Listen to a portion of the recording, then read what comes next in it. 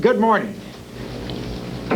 Several million volunteers in all 50 states have done a brilliant job in reestablishing a government that comes from the people. Both political parties are now squarely focused on the issues that concern the American people.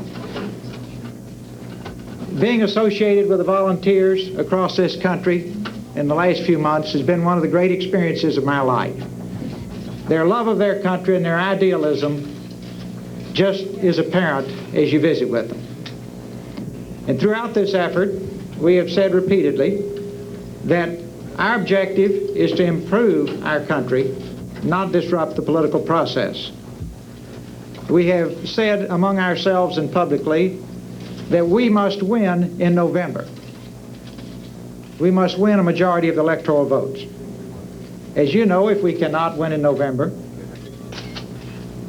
the election will be decided in the House of Representatives.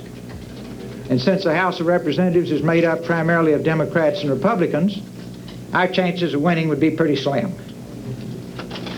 Now that the Democratic Party has revitalized itself, I have concluded that we cannot win in November and that the election will be decided in the House of Representatives.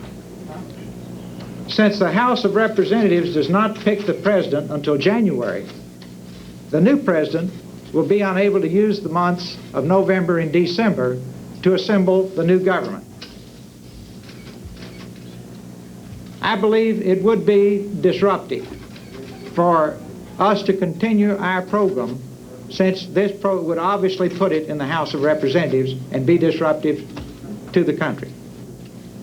In the states, so therefore I will not become a candidate. And again, I would like to thank the volunteers, the dedicated teams across the country who have worked so valiantly to get this done. Nothing like this has ever occurred before in American politics. I compliment you on your patriotism, your idealism, your creativity, and your ingenuity. There is no question that you have changed politics in this country, and it is a change for the better.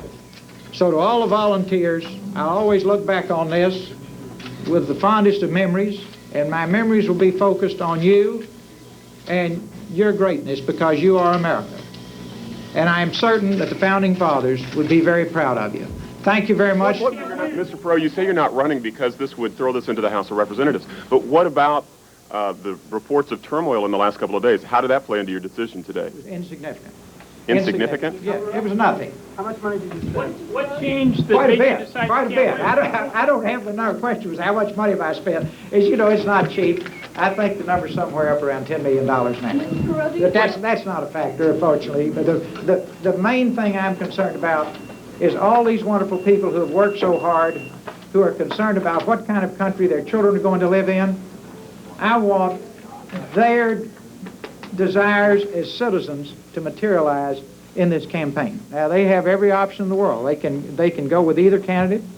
I am hopeful that both parties will be extremely sensitive to the concerns of the people.